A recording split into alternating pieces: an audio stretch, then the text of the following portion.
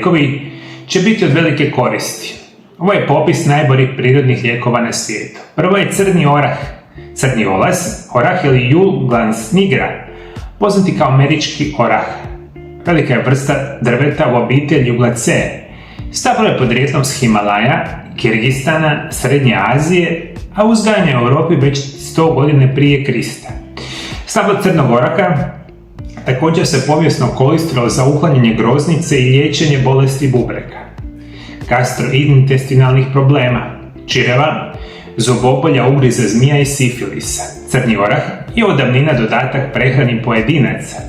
Od indijanskih do azijskih kultura i studije su se usredotočile na sastojke, flavonoide, kinone i polifenole, koji se nalaze u zrnjima, a koji su poznati po svojim antioplastičnim, protuupalnim, antioksidativnim, antiatregonim i neuroprotektivnim svojstvima. Ono što vam htio reći, kao što je malo prije napomenuto, sami crni orah se u zdravstvene blagodate koriste tisućama godina unatrag. Kao što sam puno puta rekao, mi smo nažalost zaboravili kako je naša planeta Zemlja nastala, kako su se milenijama ljudi liječili. Mi smo se sa prirodnim lijekovima liječili od povijesti čovječanstva. Mi imamo tablete, injekcije i slično, tek imamo unazad možda na 60-70 godina. I to je nažalost postao primaran način liječenja koji donosi more nuspojava. S druge strane imate tisuće, desetke tisuća godina kako su se ljudi liječili na planeti Zemlji, od čega je bilo. Nije dakle bilo niti tableta, niti injekcija slično, nego si imao biljke. I te biljke u ono doba su bile dostupne samo na ograničeni područje gdje su ljudi živjeli. Mi danas živimo u vremenima, hvala Bogu, kada bilo koja biljka koja ima bilo kakve zdravstvene blagodati i kada je kupite u pravilnim dozama i visoko kvalitetne, možete koristiti biljke koje se danas koriste tisućama godina u Kini, Južnoj Americi, Africi, Europi, i tako imamo situaciju i sa crnim orahom koji ima snažna antiparazitna svojstva. Ekstrakti crnog oraha imaju antioksidativne i antibakterijske aktivnosti. Sprečavajući rast Staphylococcus aureus, koristi se za kronični zatvor, crijevnu toksemiju, hemoroide. Ima i antikancerogena svojstva. Crni orah poboljšava vaš imunitet i zdravlje probavnog sustava, zdravlje dišnog sustava i smanjuje upalu grla te potiče mršavljenje. Za danas je najbitnije da znate da je crni orah jedan od najboljih načina uklanjanja parazita iz tijela. Napitak za izbacivanje parazita je 200 ml kefira, 5 do 10 kapi ekstrakta crnog oraha, pola male žice kurkume u prahu, pola male žice džumbira u prahu. Sve stavite u blender, promiješajte i piti jednom dnevno. Većina osoba ovaj napitak može piti 10 dana zaredom, pa napraviti 10 dana pauzu i kao dodaci prehrani uzimate kapsule 250 mg dnevno. Ovo je jedan od mojih napitaka koji imate u mojim programima prirodnih liječenja za moje pacijente. Kefirom je izvanredan probiotik. A vama probiotici itekako trebaju kad imate parazite u tijelu. Dodajte izvanredne biljke kao što su kurkuma, kao što su džumbir i naravno ekstrakt crnog oraha. I danas taj ekstrakt kupite u formi tekućine bez problema. Međutim, ukoliko ne želite praviti ovaj napitak, i crnog oraha bez problema te kupiti u kapsulama, prahovima i drugim vrstama opcija, samo morate pronaći visoko kvalitetnog proizvođača dodatka prehrani. Ovaj napitak, ako želite ga praviti, 10 dana zaredom, 10 dana pauza i onda situacija ide iz početka i uz pomoć probiotika, kurkume, džumbira i crnog oraha uklanjamo parazite iz tijela. Moja druga preporuka će biti pelin. Što je zapravo pelin? Artemisium absinthium je mirisna trajnica iz obitelji Astraceae ili Composite, poznat kao obitelj tratinčica. Ova biljka ispušta aromatičan miris i ima ljutkast gorak okus. Biljka pelin podrijetlom je iz Europe i dijelova Afrike i Azije. Danas također raste samoniklo u Sjedinjenim Američkim Državama, najčešće uz ceste ili staze. Pelin se može koristiti svjež ili osušen i svi nadzemni dijelovi biljke, stabljike, listovi, cvjetovi, imaju ljekovitu primjenu, a čaj od pelina se obično pije za niz bolesti. Pelin sadrži niz kemijskih sastojaka važnih za naše zdravlje. Biološki aktivni spojevi pelina su acetilen, askorbinska kiselina, azuleni, karotenoidi, flavonoidi, lignani, fenolne kiseline, tanini. Pelin se koristi u različitim oblicima, tablete, ekstrakti i čajevi. I ono što kasnije ćemo reći, jedan napitak kojeg možete piti za izbacivanje parazita u tijelu. Ključ je da shvatite da je ovo isto jedna od onih biljaka koji se stotinama i tisućama godina unatrag koristi iz raznih zdravstvenih blagodati, međutim sigurno znamo da je jedna od najboljih biljaka na svijetu koja ima snažna antiparazitna svojstva. Artemisinin je ekstrakt izoliran iz biljke Artemisia annua ili slatkog pelina. Artemisinin je biljni lijek koji je najjači antimalarik na tržištu. Poznat je po brzom smanjenju broja parazita u krvi oboljelih od malarije. Pelin ima izvanredan učinak na probavne bolesti, kao što su Crohnova bolest, sindrom iritabilnog crijeva i ulcerozni kolitis i slične bolesti. Prema najnovijim istraživanjima, artemisinin se može boriti protiv željezom obogaćenih stanica raka dojke, slično kao što uklanja parazite ugoznične malarije, što ga čini potencijalnom prirodnom opcijom za liječenje raka za žene s rakom dojke. Studije in vitro pokazuju da eterična ulja pelina imaju antimikrobno djelovanje.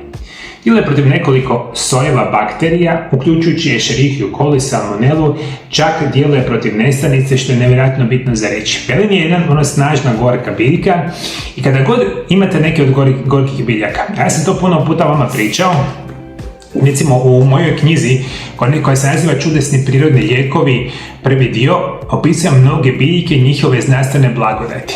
Ovdje imam dosta biljaka, čak imate nekoliko biljka koje imaju upravo ta snažna gorka svojstva. Kada god je nekakva biljka gorka, onda najvjerojatnije ima nevjerojatan bitan utjecaj na zdravlje vaše probave. Kako se uzročnici tih parazita često gomilaju u probavnom sustavu, pelin je izvanredna biljka i za probavne poteškoće, ali i za uklanjanje parazita. Vodite računa da se pelin ne smije uzimati duže vrijeme. Ako imate kroničnu bolest i svakodnevno pijete velike količine lijekova, prije uzimanja pelina morate se posavjetovati sa liječnikom. Kako napraviti čaj? Sve što trebate je dodati jednu žličicu čaja od pelina, suhi listovi u 200 ml kipuće vode. Ostavite listove da otpuste svoje sastojke u vodi najviše 10 minuta. Vodite računa o tome, jer ako ga ostavite duže vrijeme, čak će postati jako gorak. Pijte ga bez ikakvih dodataka, koristite ga najviše 3 do 4 tjedna, zatim napravite još toliko pauzu. Možete ga kupiti u drugim oblicima, kao što sam spomenuo, možete ga uzimati u obliku tableta, praškova, tinktura. Pelin se kao dodaci prehrani uzima od 200 mg 3 puta dnevno i poznat je po svojim antiparazitskim svojstvima. I vi koji imate parazite, imate opciju pijenja čaja, ali isto tako bez problema kupujete prahove, tablete, kapsule i sl. Moram napomenuti, to sam rekao puno puta. Nažalost, kao i sve industrije, tako i industrija dodataka prehrani je tu da vas što je više moguće prevari i da vi kupujete prirodne lijekove koji nemaju nikakav utjecaj na vaše zdravlje. Vi jadni u svom neznanju i needuciranosti mislite da svaka reklama koja dođe ispred vaših očiju, da iste sekunde znači da je to nešto dobro. Realno, praktično svaka reklama vas vodi, zapravo zavarava da trošite novce na nešto što ne valja. Ja vam danas nakon 25 godina izučavanja prirodnih lijekova mogu vam sa sigurnošću reći da 95% prirodnih lijekova na tržištu su kompletno smeće. Konkretno znači imate parazite u tijelu i sad ste od mene čuli da je vama pelin jedan od dobrih prirodnih lijekova. Iste sekunde ne znači kada vi kupite pelin u vašoj ljekarni, u vašoj drogeriji, da je to dobra vrsta pelina. Ono što je puno veća šansa da ste kupili pelin koji je izuzetno loših karakteristika i nema nikakav utjecaj na vaše zdravlje. I vi se onda jadni razočarate, ne znate kako se liječe paraziti, nemate programe prirodnih liječenja i onda još kupujete loše prirodne lijekove. I onda očekujete da ćete biti dobro, nažalost, moji dragi gledatelji, nećete biti. Međutim, hvala Bogu, na ovoj planeti Zemlji ja osobno poznajem oko 30-ak vrhunskih tvrtki na svijetu koji proizvode prirodne lijekove enormno visoki kvalitete. I vi kad uzmete pelin ili uzimate bilo koji od ovih prirodnih lijekova protiv parazita u visoko kvalitetnoj organskoj dozi, onda takav prirodni lijek će vam iznimno pomoći. Moja treća preporuka će biti ulje origana. Što je ulje origana? Origano ili Origanum vulgare je biljka koja je član obitelji metvice i labite. Smatra se dragocjenom biljkom više od 2500 godina. U tradicionalnoj se medicini koristi dugo za liječenje prehlade, probavnih smetnji i želuca. Za proizvodnju samo 1 kg esencijalnog ulja origana potrebno je preko 1000 kg divljeg origana. Aktivni sastojci čuvaju se u alkoholu i koriste se u obliku esencijalnog ulja i topikalno na koži i izvana.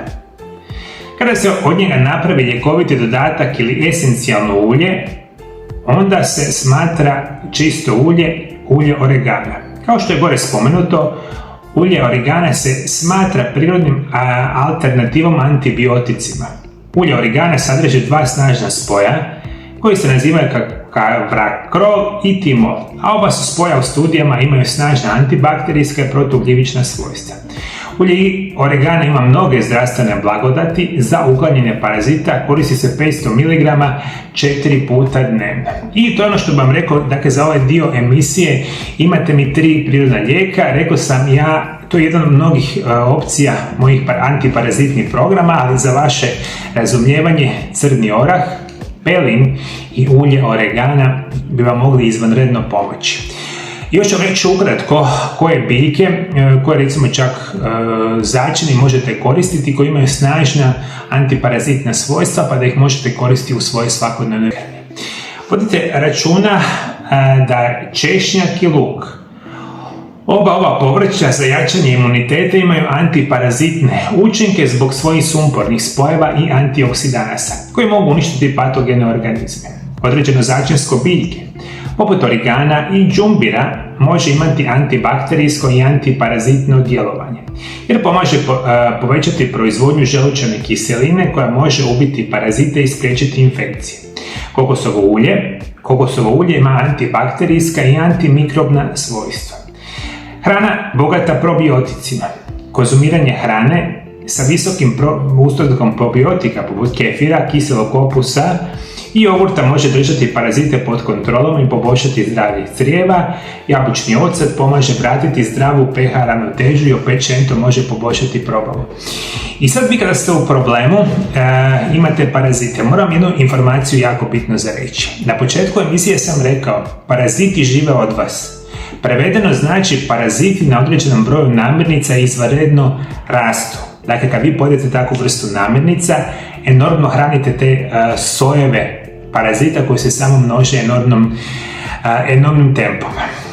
Prva namirnica koju apsolutno morate izbaciti iz prehrane će biti šećeri. Sve što u sebi ima šećera, rafiniranog prednađenog šećera, što znate i što ne znate morate izbaciti iz prehrane. Svaki puta kad pojedete kolač, kad pojedete, nutelu, sladoled, slatka pića, alkohol kad konzumirate, enormno paraziti rastu na šećerima. Druga vrsta namirnica će biti sve na bazi praktično bijeloga brašna. Sve pekarske proizvode što znate, sve zapakirane proizvode, zapravo bilo koji proizvod koji u sebi ima enormnu količinu bijeloga brašna, izvanredno dobro hrani parazite. Isto tako visoka koncentracija, kao što sam malo prije napomenuo, jako loših vrsta mesa ili specijalno prerađenog mesa. Mi danas živimo u vremenima kada enormno jedemo kobasice, slanine, hamburgere, broštiljano meso, bilo kakvi oblici mesa najčešće nisu organskog podrijetla, nego su krcati izuzetno lošim kemikalijama, konzervansima, umjetnim bojalima, pojačivačima okusima, šećerima, solju i mi kada to enormno uzimamo, sami paraziti divljaju u